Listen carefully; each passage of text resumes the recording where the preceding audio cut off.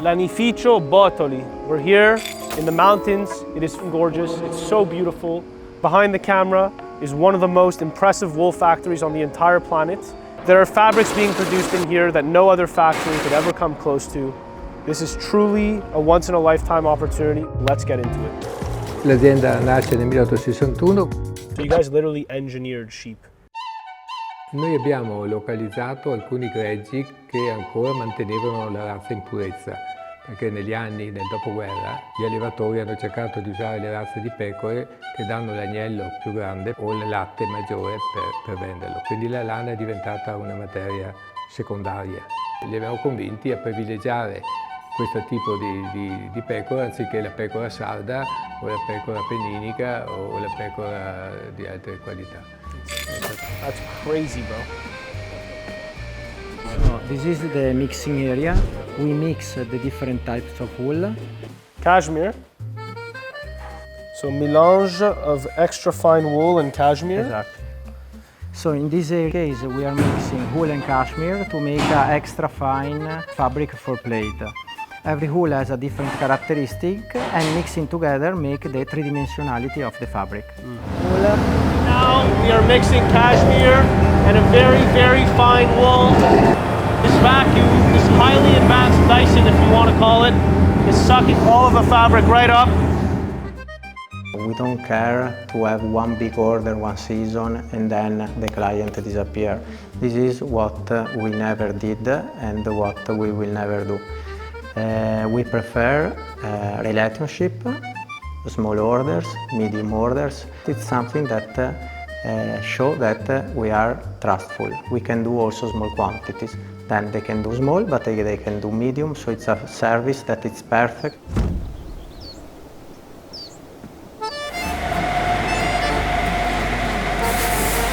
Over here, what goes in is all of the melange fabric. So that's everything that comes out of the machine from the previous step.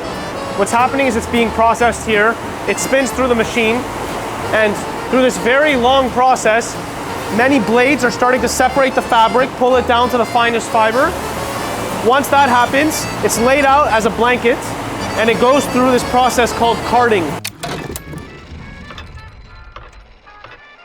This is where it's laid out, like a pasta machine as he describes it. It's laying it back and forth, kind of tagliatelle style. And it goes into the carding machine where there's needles that will further separate it. During this process, it's being spun, and then those rubber bands over there are separating every single aspect of the fabric to turn it into yarn, okay? Once it goes through, we see the yarn over here. However, if I took my finger and I passed it through this yarn, it would break right away. It's very fragile. The only way to make the yarn tension up and strong enough for production is by spinning the yarn. And that's what's happening over here. So that yarn, this roll up here, is what is being formed right here. It goes to here, there's wheels that are adding tension. This is turning at over 1,000 revolutions per minute. It's going hyper fast, and it's creating a lot of tension on the cord. What that does is it makes really tight and strong yarn that's ready for production when it goes to weaving. So this is the weaving. Every machine does a completely different job. Take it, look how cool it is. Like a masterpiece of... Very cool. You see the different yarns, and for every different color, it's a mix of colors. Look at how complicated this is too. They're working on like 8 different colors at once. It's a very complicated stripe pattern. So what's happening over here? Warping. Warping. To create the vertical part of the fabric. So remember, when you're weaving, there's the warp and the weft. Right now, they're creating all of the fabric for the warp in order to create a consistent weave. This machine is creating that yarn for the warping. And you got these beautiful, wow, these beautiful bouclés. This is bouclé fabric? Let's say bouclé. So what's happening over here is they're creating the warp yarn. These are all the different colors. And what they're gonna do is combine all of these different yarns in order to create a new cone that will be the warp fabric. And we can see that when the warp yarn is being spun, it's going all the way around this machine, and we're seeing this now melange fabric that's over here as a new yarn that's being created. And how much did you say the sampling machine costs? This could cost easily 500,000 euros. Do you have a production one here? Over there. Okay, naturally. So it's the big warping machine. Here create the vertical part of the fabric. So if a client asks us between 100 to 800 meters, we use this machine. What we saw over there is for sampling, 5 to 100 meters. What we see over here is for production. It's 100 to 800 meters. This is also a warping machine. It's creating that cone of yarn that is for warping. Over here, all of the yarns are fed. This is done manually. This machine is from the 60s. It's a very old school way of doing things. And an operator will manually put on each cone here and loop it on to the machine by hand. Very tedious process. How long does it take to set up the whole machine? Even 4 hours. 4 hours? Exactly. What she's doing over here is truly a lost art. There's very few people who still know how to do this craft, especially on such a specific machine from the 60s. We don't know if this is still going to be around 30 or 40 years from now, and we can see it's being spun on this giant wheel here, and it's going to go all the way to the end, and we have these holes where she's tying on the knots to create the fabric. What is your minimum order quantity? Between 50 and 100. What is your sampling time and your production time? Depends on the quality, but let's say 10 days. For sample. And for production? 90 days. 75, 90 days. This tiny little operation here is very impressive because they're doing everything fully vertically. What they're doing on this machine is they're actually checking the fabric prior to washing.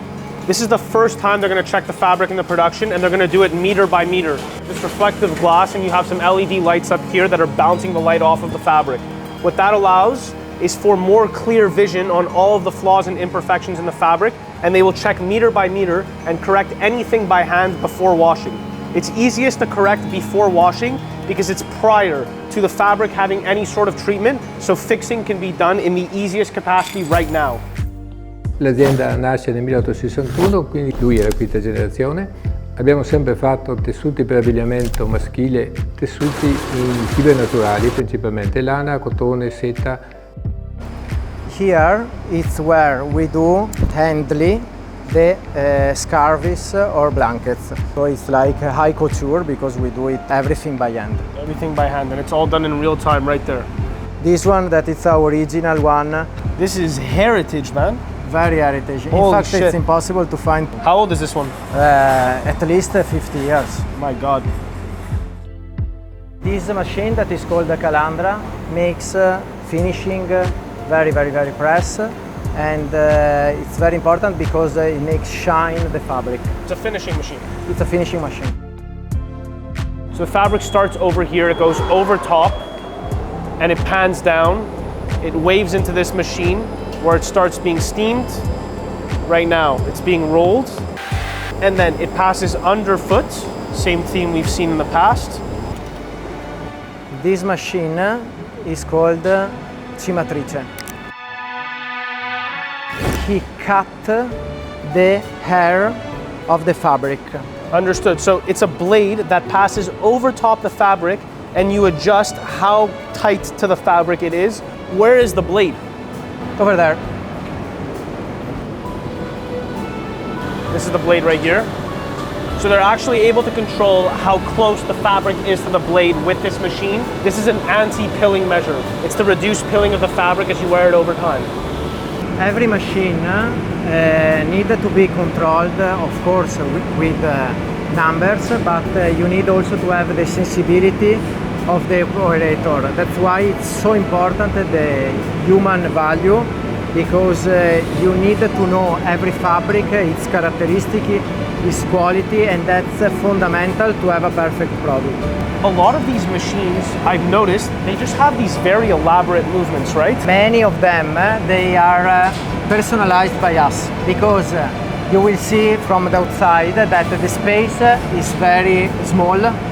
So we had to personalize all these machines, or many of them, to save space. Yes.